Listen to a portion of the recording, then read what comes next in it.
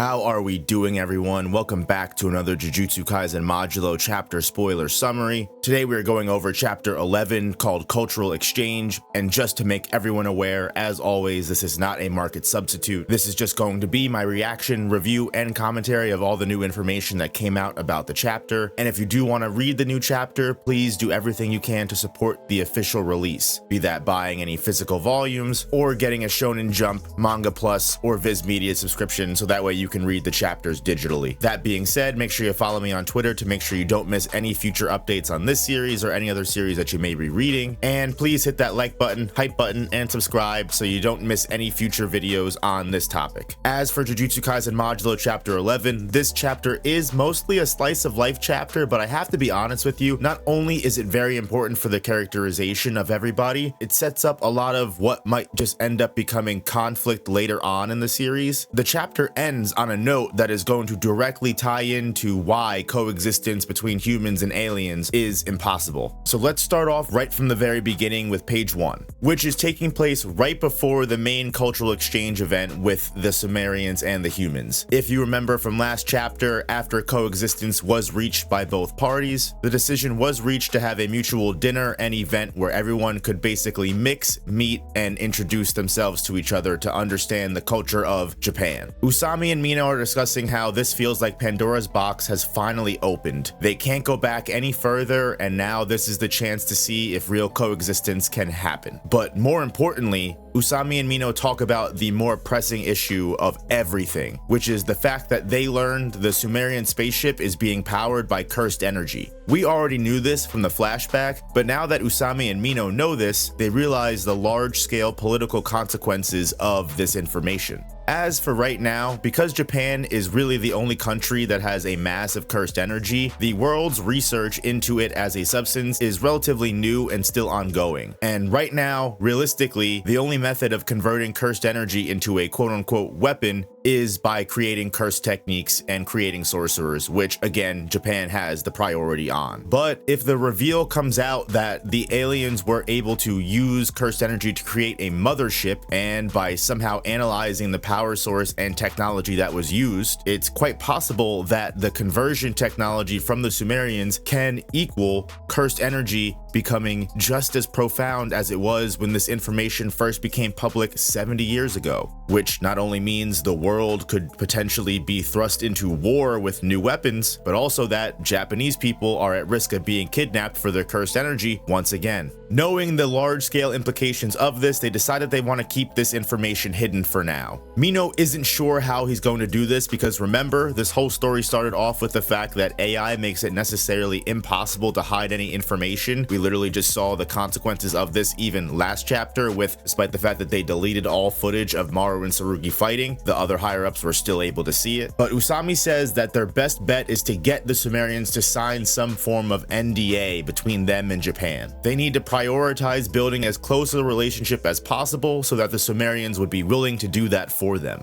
Mino suggests maybe they should do some kind of political marriage, and Usami asks Mino what era does he really think this even is. However, he does admit their best bet is making them feel like the Sumerians owe the humans something. We skip ahead a little bit to Yuka and Cross, as well as Tsurugi and Maru making preparations for this big cultural exchange dinner. Maru and Tsurugi meet up with some guy, literally just some random dude nearby a beach, and they are in search of an octopus known as the Wanchandako that, instead of having 8 legs, as it grows up, eventually has its 7 legs atrophy away and it's down to only 1 leg. But because it only has 1 leg, its flavor is intense. And the reason most people and locals don't eat this is because there's a giant barrier and wall of jellyfish to get through to get to that specific octopus. And most people aren't able to take the amount of shocks and damage, but due to their cursed energy and just overall just enduring all of the massive damage and cosmetic stings that they get from the jellyfish, Tsurugi and Maru are able to survive through this and get the octopus necessary for the takoyaki dinner. Meanwhile, while all of this is going on, Cross and Yuka are discussing Yuka's illness as she takes different pills to try and make the headaches go away. Cross asks Yuka if she feels like she should eventually just tell Tsurugi about this, but but she admits she'd rather have her final days and moments go by as if they were any other day, rather than have everything be treated as her last and final moments and make it something special. Back at the shore, Tsurugi and Maru discuss their different cultures, and Maru explains how being a warrior is similar to being a sorcerer on Earth. However, on his home planet, males are the only warriors that are able to fight,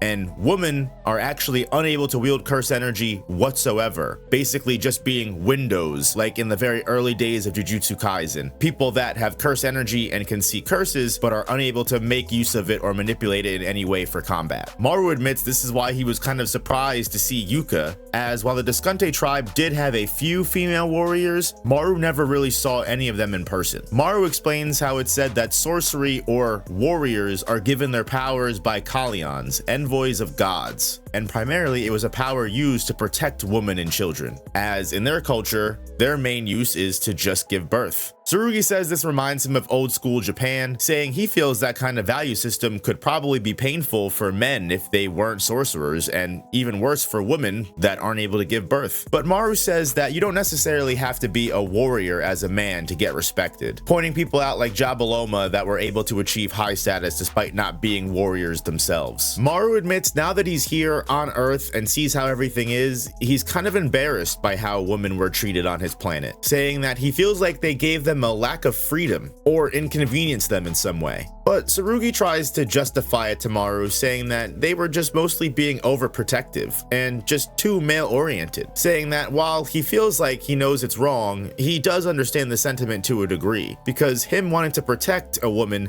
doesn't necessarily make him feel like that person is weak, but more so that he can't bear that person coming to harm, making Tsurugi laugh because it makes him wonder who's the weak one in that situation, really. And as we move forward to the takoyaki party, we're introduced to a chef named Kyoko who helped Yuka and Maru cook this amazing meal that they're about to serve to everyone. And over dinner, the Sumerians admit that they do actually want a favor of the Japanese sorcerers, asking if any of them are aware of a method that would allow them to release a curse that was placed upon Deborah's younger sister.